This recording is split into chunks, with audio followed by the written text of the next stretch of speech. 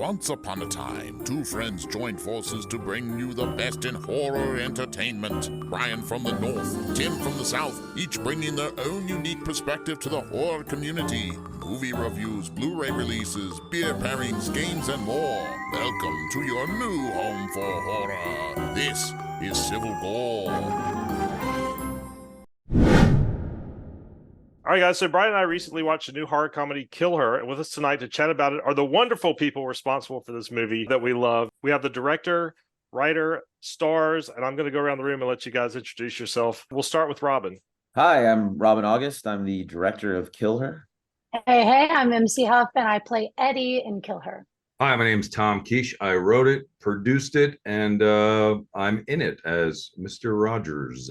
Ron Rogge. I'm a producer and also play the role of Doc Locke in the movie. Hi, I'm Nicole Lovince, and I play the role of Ray in the movie. All right, guys, thanks so much for coming on the show because we absolutely love the movie. It was a lot of fun. We always love talking to people that produce some of our favorite films, and we're thrilled to have you guys on. Thank you. Yay. Yes. Yeah. Maybe let's go around real quick. Just kind of give a like a little brief background on how you got into the film industry. I met Ron Rogge randomly in Mexico, and we became friends. I've known some of his work, and we worked on a short film that is a proof of concept for a feature that I'm hopefully will make one day. And he met Ned and Lon Kisner that just moved out to LA to produce films, and they were looking for films. And so he contacted me as potentially a director, and Tom as a writer. And we just wanted to pitch some ideas for films, and Tom pitched Kill Her, which was a low budget film that we could possibly make on a lower budget and during the time, and they went for it, and we were shocked. And we made the movie. And so that's kind of how it all unraveled. There's a lot of other stuff that happened since then, but I'll let somebody else take over the other stuff. Yeah, I didn't know anybody going into this. I did the standard casting director, reached out to my reps, and then instantly fell in love with the script because the role of Eddie was such a complex character. I really wanted to play her. I was actually reading for a few of the different characters, but to me, Eddie just was so multidimensional that it was an honor to get to play her. I came up with the idea in a hospital bed. Actually, I almost died during hip replacement surgery, and decided I was going to make this movie no matter what, and wrote it after talking to the eventual line producer Liam Finn, and the rest is history. So I just wanted to make a movie and stop waiting for other people to give me permission to make a movie. I like that. What about you, Nicole? Yeah, so I knew Ron for a few years. We shared an agent, and then Ron would also tape my auditions. And so he called me. He's like, hey, we've got this table read for a script, and we're looking for some actresses to come in and read. And he was like, yeah, it's based on like these girls, and they're going camping. And I was like, Ron, I kid you not, I'm on a camping trip right now. And I just wrote out a manifestation list of like my next movie that I wanted to book, and I wanted to have summer camp vibes. So it was like eerily aligned. And so I went to the table read. I read for the role of Ray, and there were no guarantees, as there never are. And so Tom and Ron and Robyn were like, well, if you're interested, we can bring you back for second rounds, which they did, and had me match up with some of the actors. And I don't know, I think a day or two later, I found out that I booked the role, and I had the opportunity to read for others, but Ray just stood out to me. And you guys have seen the movie, so you know how it ends. And I think we had the really unique opportunity of like trumping some horror stereotypes. And for me, Ray was really important for me in particular to play that role. And I'm really excited for audiences to see it. I was going to say, I hope this isn't too much of a spoiler, but did you get to read with the raccoons at all? I worked really intimately with them. We have a really good relationship. Yeah, that was the final chemistry read, was just Nikki and the raccoons. I think because they say those animal actors, they're just a pain, but they were fantastic. Yeah, as soon as we got to set, we just were on the hunt to look for a raccoon to do a chemistry read. So. Nice. Ron kind of put this together because I was moving forward on this project with myself and Liam, and Ron put Robyn, myself, and the executive. So I'd love to have him tell the story from his perspective, or at least the chair story. Well, it's random, but like they say in show business, you never know where your next job is going to come from or how a project's going to come together. I responded to an ad in Craigslist. Somebody was giving away free movie theater chairs.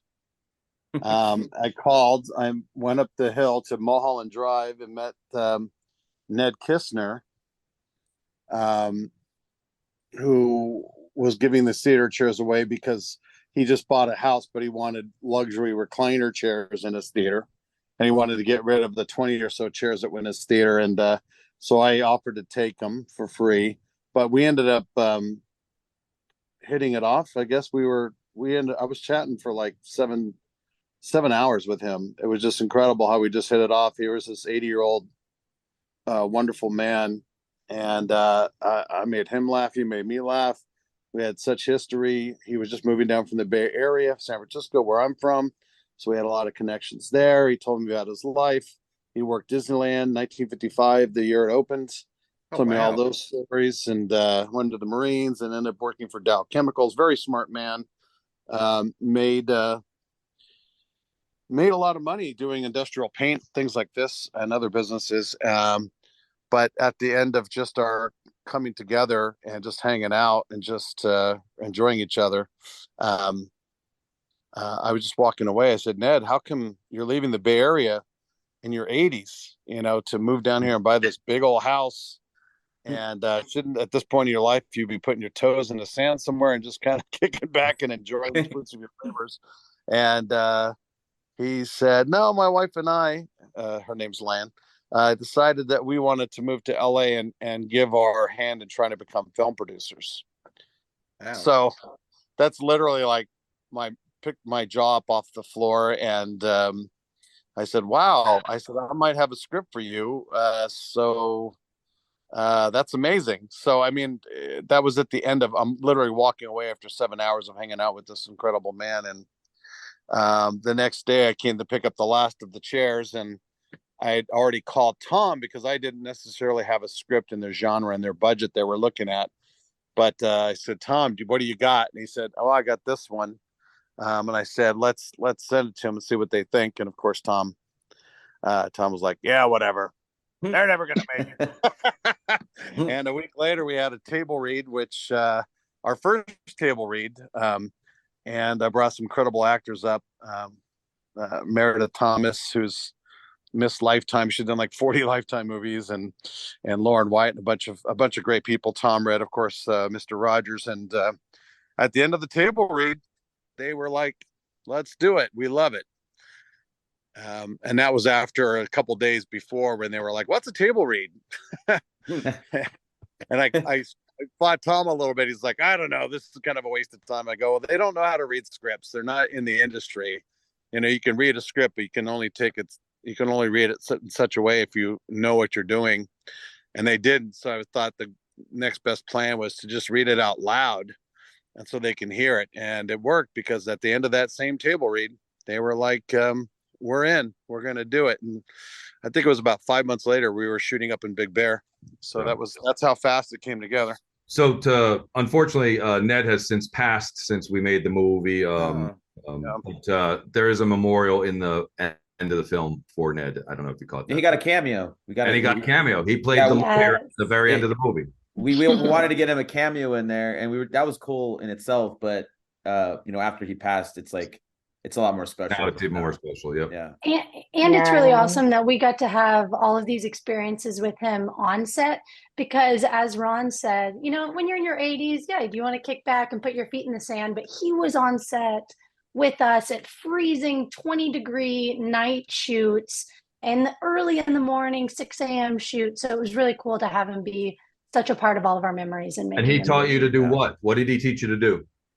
He taught me how to start a chainsaw. Yeah. That's right. He did. I was struggling with starting this chainsaw forever. And I'm like, guys, I think I spent like 5 minutes. And then, he came over, and within a second, he taught me how to do it. So that was pretty cool. That's incredible. Like for this movie to have such a great, like one of those classic, like Hollywood stories behind it, you know, like you always hear those things. And it's like just an impromptu thing leads to this movie. And this guy got his dream at the same time as you all did. I think that's just awesome. That is that's like one of the coolest stories I think we've heard on this podcast to date in terms of how a movie got made. I think that's awesome. A little trivia, there's a dinosaur in the movie, and that's literally in their backyard.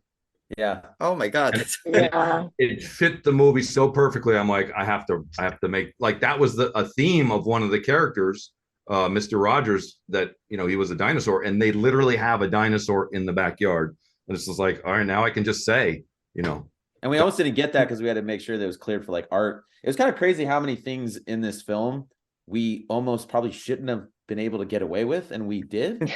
Legally. So yeah, it's like you said earlier. I think the whole story behind them coming down and just meeting and Ned being in the film, it just no matter what, there's like this awesome charm that an experience that we all had, and that at the end of the film it just feels more special than I think other films that I might ever have. I don't know. I hope there's other special ones, but yeah, this definitely was a special project. That's awesome. I think that's what the beauty of this project was. It was like everyone came together in such a unique way, and even the way that the cast and the crew still like love each other so much, and we're at every screening, we're at every opportunity to be with each other, and that is such a unique moment to experience on any set, to really gel as a community. And it was really just like, for me, it just feels really divine, the way it came to be and the way it continues to grow and come to be. So I'm just excited to see where it takes off and how it takes off, and how do we get to be the catalyst of sharing stories, because the Hollywood dream is real. Like, we're literally a testament to that in this moment. So this is just a coincidence, but we left to go shoot in Big Bear on my birthday and Land's birthday. Yeah, that's right. We finished shooting near or on Ron's birthday and on or near Ned's birthday. So all four producers had birthdays that bookended the movie shooting, and none of that was planned or discussed. That's when the camp was available. That's when we had, this only took 10 days in the woods and 2 days in Los Angeles. But to have like the bookends of birthdays is like, this is crazy. Like, also it was Emily's birthday was right in the middle, and we did a whole little birthday party. A bunch of the girls, we went down to the town of Big Bear and got a bunch of like cakes, I think like vegan cakes, which are hard to find there. She's vegan. But yeah, I mean there were many moments like that. Like if one of us had to stay up doing a late night shoot, every other girl stayed up late, just in camaraderie with each other. So that was really cool. Yeah, I think you could tell, like, in the hallways, just hanging out. Wait, is the cake in the film from the same place? I don't think so. This vegan cake was pretty hard to find. Yeah, the dairy free. Yeah. Yeah, I was just curious. I actually didn't know. I don't know who got the cake, so I was just curious. That's where you got the same place. I think Kelton and Bailey actually got the cake when they went back to LA to get more product and things. Yeah. You could tell that just you had such a unified group. I know that seems weird to say because you're all playing characters, but I think you can tell when a cast and a crew come together. I think you can see in the finished product just how there's just this like natural element. And I don't know if it's because Tim and I've watched just hundreds and hundreds of movies by this point, but I feel like you can tell. I've seen it, and you can see that. And usually when you tell that, we hear when we talk to people, they say, "Oh yeah, we got along so great. It was so good." So I love to hear that my assumption is kind of correct. I guess I have a little to spot that. That's awesome. It translates for sure. Yeah, we definitely played characters, but one thing that I thought we all did well, and Robyn guided us to, and was basically the casting of it, was like, and Harrison, who played HXB, is a perfect example. That guy cracked me up. Oh my God, I was hysterical. Yeah, we did not want people to play stereotypes. We wanted people to bring their unique selves to the roles. And yeah, you tweak it here and there, but like when people came in, a lot of people came in to read that HXB, they were playing sort of the stereotypical person in the woods. And Harrison asked me what he should do. And I was like, just bring you. That's what makes it interesting and fun. And we did not want a stereotypical movie in any way. So yeah, that's the thing too with Ray's character. I know we've talked Nicole about. It's so easy to like, oh, she's the one going to school, she's studying, you know, she's got to be a nerd, and it's like, no, I went to college and got A's and still partied. So people do that all the time. So we wanted to talk about like a very nuanced approach to that of like, she's serious about her studying, but you know, she still wants to have a good time, and she's trying to balance that, you know, and she's good at balancing that. That's her character. I think that was, you know, it just feels a little bit more realistic, I think, you know, even though we want to go for some tropes because it's fun, but. And that was one of the things that I really loved about the script and also the casting of like how diverse all of the characters were, and then how diverse the cast and the crew ended up being. And I think that's one of the unique pieces that you don't often see on set. And that was one of the reasons why it was such a yes for me. And it was very intentional, I know, from all of the producers to really have so many different voices in the space to be in co-creation. And I think that's why it landed so well, because it was so many different backgrounds and so many different experiences coming together for one common goal. And it played. Like, you can see the love, you can feel it like in every single moment, like it's just there. Yeah, and we really valued, I feel like every single member on the set was so highly valued, from hair, makeup, wardrobe, lighting, everyone. And so it was funny at the world premiere at Screamfest. I think after the films, it's normal for like a director, maybe a couple stars, to go up on stage for a Q&A. We had every single member of the cast and crew get up on that stage. So that was just a really cool visual representation of how close-knit we were. Yeah, the stage almost collapsed, I think. Yeah. You guys reenacted the Miracle on Ice. Did you ever see that when they all went up on the? You guys you had your own Miracle on film, though. You know, I could tell that the presenter, once we all got up there, he looked a little nervous. He was like, "Oh, everybody's coming up now." That's awesome. I think I should chime in and give kudos and credit to Iris Hampton, our casting director. Yes, who was really huge in putting together great choices for our cast and the diverse cast that we're talking about. Yeah. Yep. Absolutely. Iris is awesome. Yeah. So Tom, where did you get this? Because Tim and I are huge fans of like the horror with the comedy in it, and like, where did you come from? Was there like a particular event that inspired this, or just something that you just popped into your head one day? Because it really is a cool idea and a cool premise, the way it really subverts a lot of expected very, very unpredictable. I have to admit, it's more nuts and bolts than inspiration. I went to Liam Finn, like I said, and he gave me parameters of what kind of movie I could produce for the money I was looking at producing. And he said it had to be outside, it should be in horror because you don't need names. It should be small cast. And I knocked out a version of the script in about 3 or 4 days, and then realized it was too expensive to produce that. And I wrote the prequel of that in the next like 10 days. And within 2 weeks, I gave him a script, and he's like, "You nailed all the parameters. We can make this for the money that you're considering," before Ned and Lan jumped on board, and Ron and Robyn. But it was basically practical. I camp. I know the outdoors pretty well. I have camping gear in my garage. A lot of this stuff I owned. I could make it happen. And I love telling stories. So I knew that I wanted to be in it, but I knew I couldn't do a lot of the heavy lifting because I knew I'd have to produce and I'd have to do a ton of different departments as well. So it was basically, I took all those parameters, and then I always wanted to kind of do a spoof. It's not a spoof, but kind of a rip on the slasher in the woods. But I tell stories. I don't write a genre, and I don't like following formulas. And after I wrote it, I gave it to some friends, and they're like, "Oh, you should watch this movie. You should watch this movie because you'll be compared to those movies," just to make sure I did not write a movie like that. Does that make sense? Oh yeah. Oh, so, because, and especially the horror fans, they watch so many things, and they're always going to try and compare it to something like that.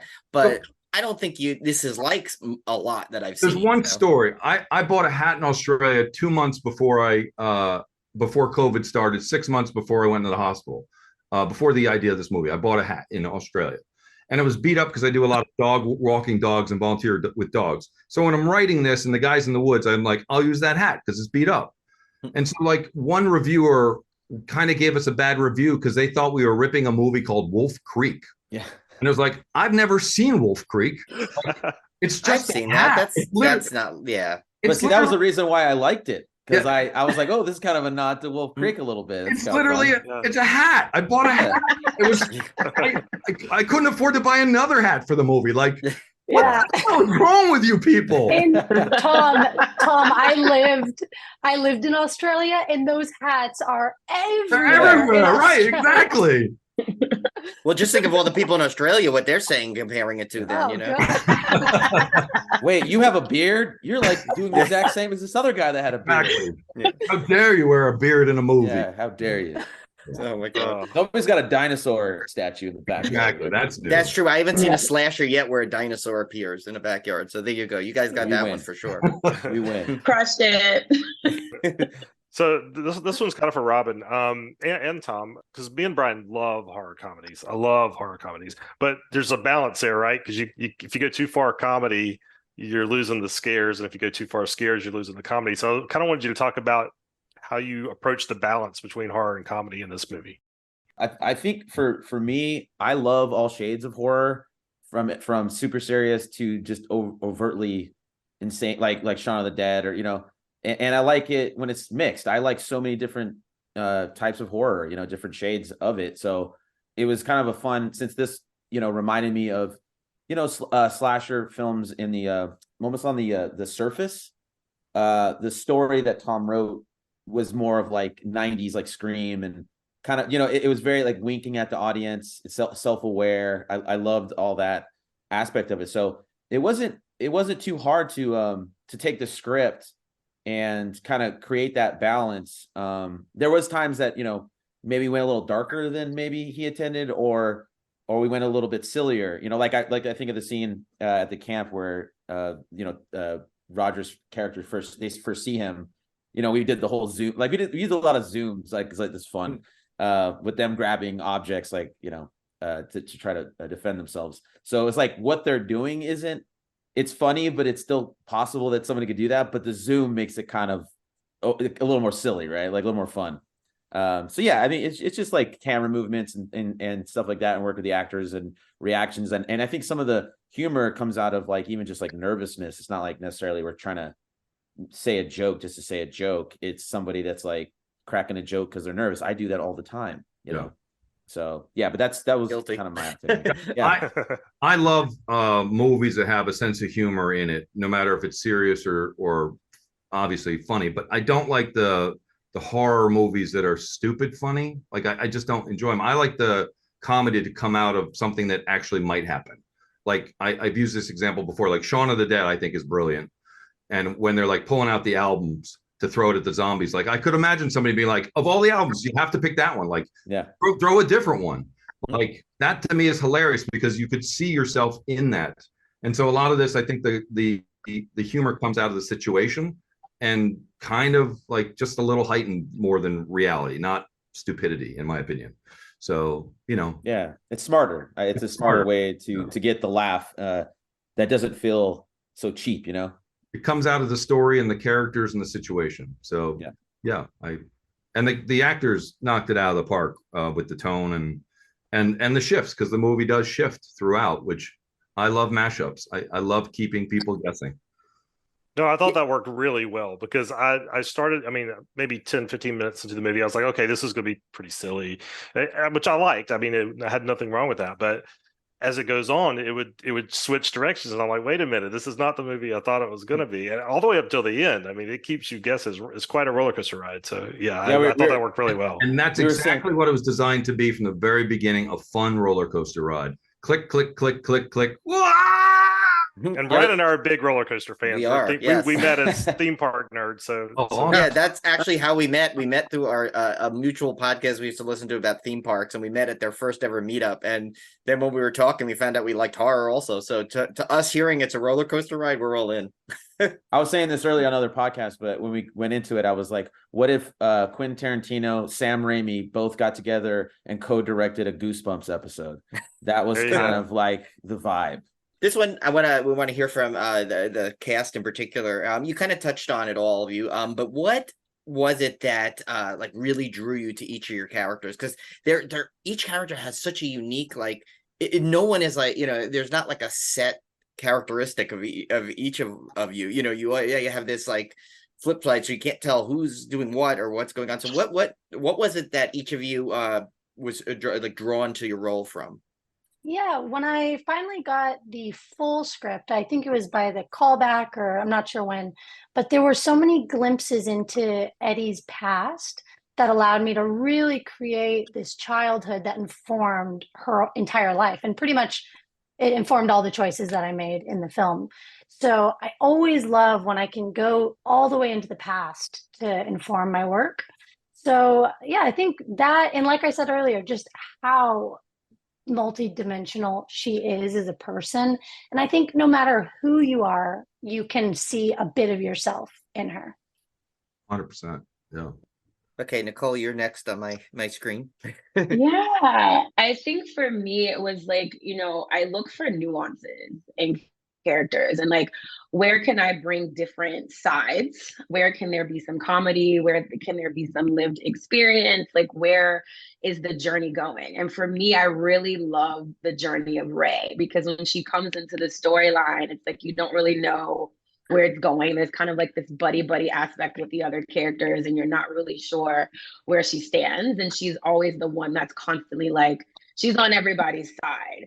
And for me, especially being an African American actress in the industry, I'm looking at like, what is this character going to portray and project into the culture, and how do I move culture and society in a way that forward progresses my culture in this industry. And so for me, just the storyline of Ray, without giving away too many things, I just loved how we went away from like standard character tropes with Ray. And she really had moments to shine. She had moments where she was like a supporter. She had moments where she was sassy. There were all of these different elements that I got to play within her character. And you know, when I spoke to Robyn about who she got to be, and like outside of like, okay, she's like very conscientious about like what she's studying, but we're not going to do the stereotypical nerd. Like, how does this show up in this space to show her strength and to show who she is as a person and be on this journey with her?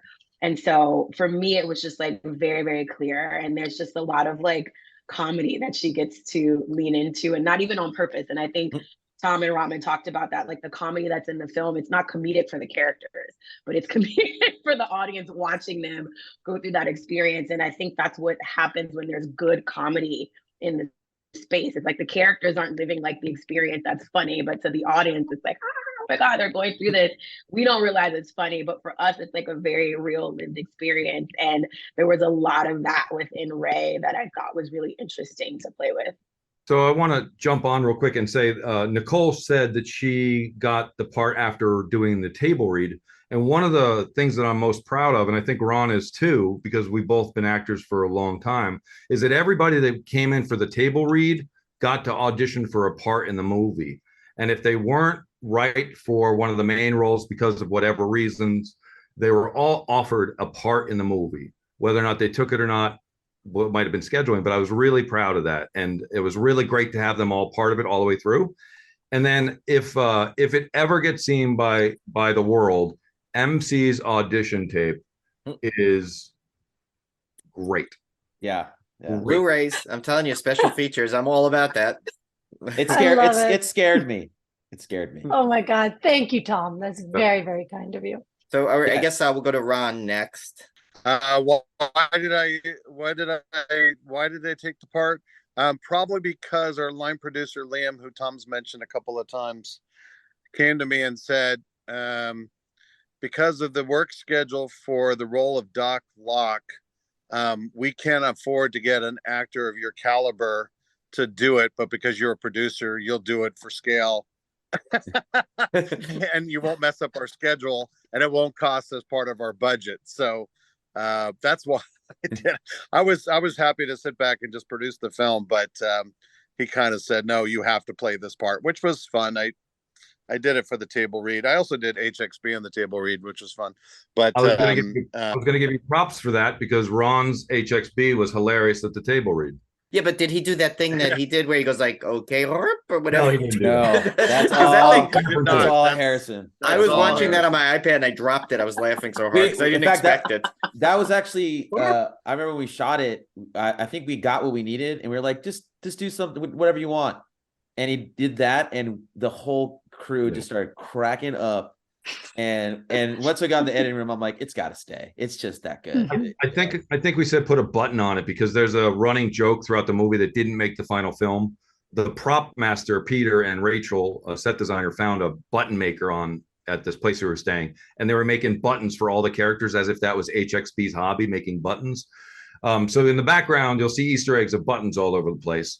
But put a button on it has been a standard saying in the business for a long time. But it was like the fact that he put a button on it and literally buttons all over that. Ron's has a button on his chest, the park ranger, reserve ranger, and the HHP buttons. There's literally buttons all over the place, but there are literal scenes of him giving people buttons and them coming out with different buttons. So I just realized like that's a great shirt too. Just him on the shirt then saying like Yeah. Oh, You know, I know, I like, probably so didn't do it great- justice, but just so many great t-shirt moments this movie. I want to make all of them. you need a raccoon shirt for Nicole. You Raccoon. need to have her just saying, in fact, that's like, you know how sometimes they'll do these like alternate posters and alternate covers of Blu-rays. There just needs to be her going raccoons or something, you know, like that. I want to do that. There's actually an artist that I follow. She does like really cool retro VHS prints, and nice. even if I'm gonna pay for it, I would love to have that as like a collector's item for everyone. That'd be pretty awesome. yeah. That would be I'm awesome. into that.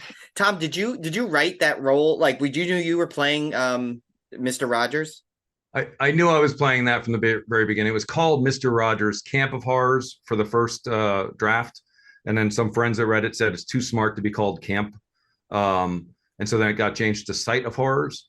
It did change over time. At first, it was more cat and mouse between him and another character. And then the executive producers wanted it to be more suspense thriller than horror. And so it changed a little bit as it went on. But yeah, I knew that was my role all the way through.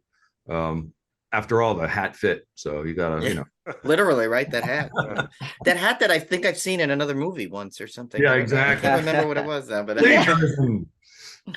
So did you guys? How much of the movie was? I mean, how much was improvised versus written in the script? Because there's obviously a bunch of hilarious moments, but 99%. It's 99%. We Most all of it just written. on the fly. We all just whose line is it anyway? Jessica? I will say the HXB, the thing that was just like a fun I love how everyone's last done minute. that now. Yeah, you have to, right? Even though we shot it in 12 days, which is absolutely crazy, I really appreciated that Robyn would allow for like an extra take to be like, just have fun, do whatever. Because I think so much of the magic that you end up seeing in the final cut happened from those moments. And usually on an indie film, when you're like, all right, we need to move, you never get to have those moments. So that was awesome. Yeah, and a lot of it didn't make this. I mean, it'd be great to have like a blooper. I mean, we have kind of a blooper reel, but you know, if it doesn't serve the story, we can't use it. But sometimes, like I feel like in any shoot I do, that you can only prepare so much.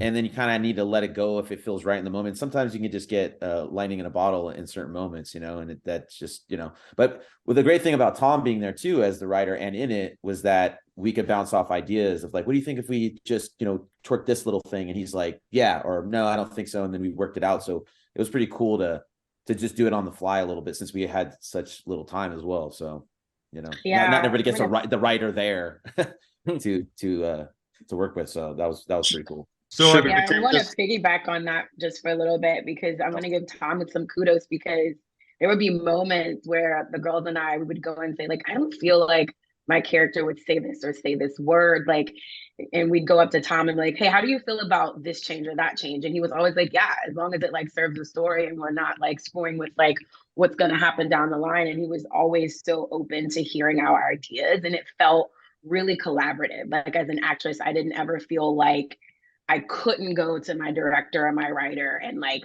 share my perspective on the character as an actress. And so that was a really beautiful, safe environment that I just want to acknowledge both of you for creating for us, because it's an actor's dream to be able to come in and create in that way.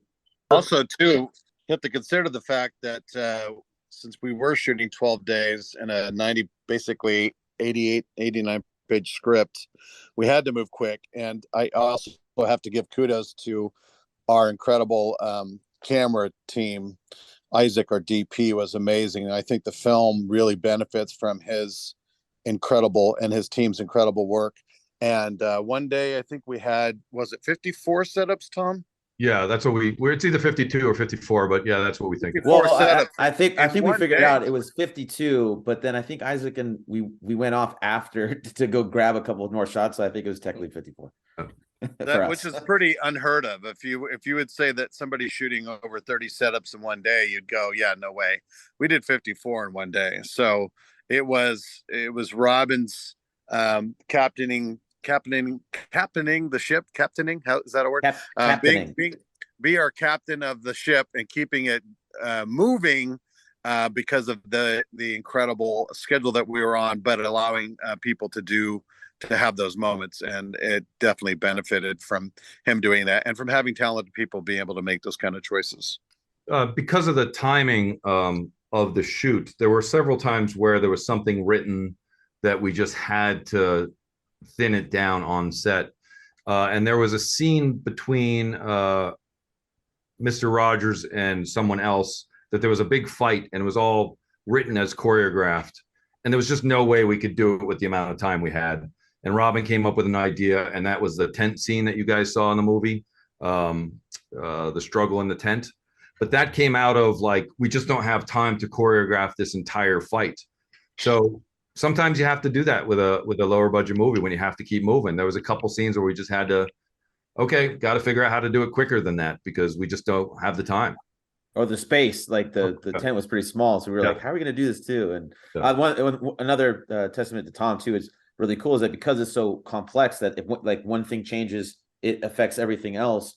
And so we would come to him and he'd be open-minded about the changes, but he'd have to take a second because he'd have to go through his head and go, is that going to screw up this part? You know? So having that on set because I could have just made a choice and then we get to the post and we realize, oh, we messed this whole other part up. Like, how do we fix that? So having him there to give us that direction. Well, a little bit of inside baseball. It was so darn cold that we were shooting out a sequence that characters put on certain outfits to keep themselves from freezing.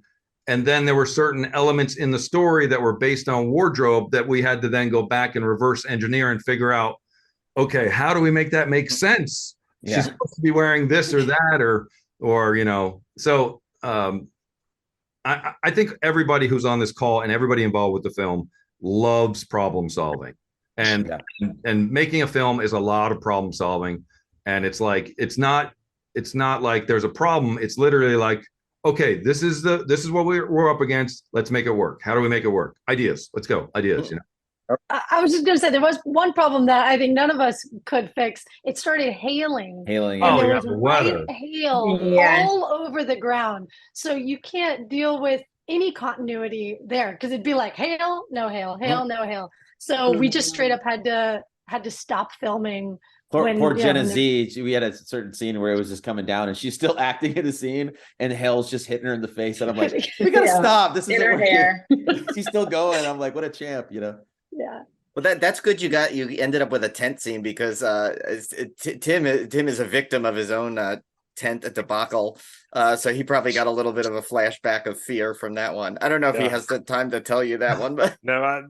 Short story. I got attacked in a tent one time at a campground by a crazy drug infused guy. That it was on a theme park trip, and it was a real life horror brought movie. by one of our mutual friends. Yes, yeah, it was crazy. Wow. And that actually made it into a shirt.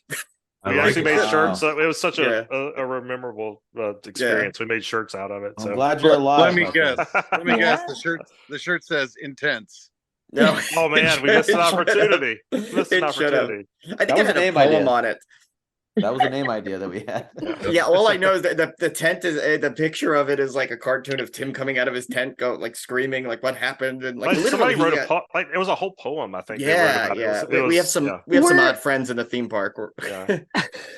Were you asleep when he came into the tent? I was going to bed, and I guess this guy I don't know what he had taken, but all of a sudden I hear like the tent's coming down on top of me, and he's Oh, just like Jesus. trying to beat me. And But- I like come out of the tent like, what's going on? But Yeah. mind you, this is in, I don't know if you've heard of, it's in Pennsylvania. It's called Knoebels. It's this old family amusement park, and they have a campsite. So literally every 5 feet, there's like families. And so it's not like we were isolated in the woods when Right. this happened. Like everyone started coming out of the tents because they heard the screaming and the craziness. It was kind of funny. And I think my wife and I, we were coming back from brushing our teeth at that thing, and we just see like the police down there, and Oh no! and shit. Tim's all disheveled, standing there with his tent disarray. It was like, that's But the best part was our friend Matt. He's from England, and oh yeah, he calmly walks up to my brother, and he goes, I can't remember exactly what he said, Brian, but he goes, excuse me, but some crazy man's wailing on your brother's tent. So Kim was like, what? yeah, because that's right, because we had went back that went back down there, and our friend Matt is like charming British guy as you'll ever meet, and he just had like said it so calmly as if nothing happened, but it was that quote should have been on the t-shirt as well. That's Yeah. incredible. I did it go on there? I can't remember. It I don't know might where have. that shirt is. I I've just got it somewhere. Oh, you have it? Yeah, because I just Okay. recently moved from New York back to the Bay Area. So we're so I don't have everything of mine still. There's stuff there's one thing in storage here, there's one thing at the pod there. We're still kind of just still getting We'll exchange merch if we make some of ours. We'll yes. I want that one, and you'll get one that says "F yeah, boomer." Can we get something? Yeah. Oh yeah. Yeah, I like that one too. That was a great line. Yeah, that was a fun. Tom had some great lines in the script that were just like, I remember reading it going, this is so 80s awesome. Like I just think of like, Cobra, or one of my favorite lines is like this movie called I Come in Peace, and it's like this alien. Oh yeah. You see that? One of the yeah, greatest yeah. lines when he's gonna kill the alien at the end, he's like, because the alien just keeps saying, I come in peace, as he's like murdering people. And at the end, he's like, they're about to kill him, and he's like, I come in peace. And the guy goes, you're leaving in pieces. Yeah. The greatest line. It's such an 80s line. Like you and So people good. back then would like just accept it, because Tim and I are children of the 80s, and we like, just to me that's like that, like you could accept that back then. Now people be like, oh come on, but that is an awesome line. I think you need a shirt that has like a little like sound box in it, so when you hit it, just a whatever, like A little bobblehead of yeah. HXP. Oh, that too. Yeah. See, we're good merch people. We come up with all these cool things. Actually, we talked about this earlier, but I would love HXP's character. It's like I want to do an anthology where at the camp, where it's all these different stories at the camp, and he's the ghost storyteller. Yeah. He's just such a fun character. Yeah, Yeah. and we need to see him actually do his karaoke, because Right. Yeah. He sings. He does sing. Why didn't we do I don't know, we didn't think about doing a karaoke thing for this release party for everybody on Friday. We should have found a karaoke spot. you know what? I'll give you one better. Go every year, actually 3 times a year now, right? They have this, the New Jersey Horror Con has like been a thing that Tim and I go to, and they have something every Saturday night there called Scarioke. Where I've heard of that. Yeah, it is like it's one of the best moments of the con, because everyone just hangs out at the bar area, and everyone goes up there, from like every guest to just regular attendees, and you'll see some crazy stuff. Like we saw Clint Howard and I guess his girlfriend or wife do a duet of what was it? I Got You, Babe, and that was like insane. It's like one of the most fun times. So It's a lot of fun. you guys should go check out that con sometime, and you'll do like a big group karaoke. Yeah, we should. So I guess if you want, let everyone know where they can kind of find this movie. They can be watching, because I know people now dying to see this now, hearing us talk about it.